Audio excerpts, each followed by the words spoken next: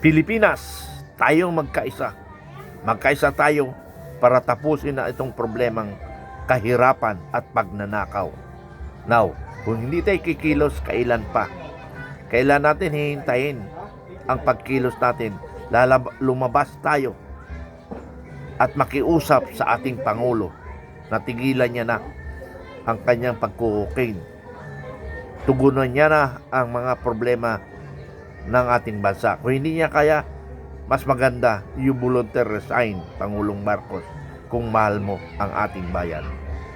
Kababayan, mga kababayan ko, makiisa tayo, makilahok tayo, hindi lang sa social media, hindi lang yung galit yung social media yung nilalabas, lumabas tayo at makiusap sa ating Pangulo.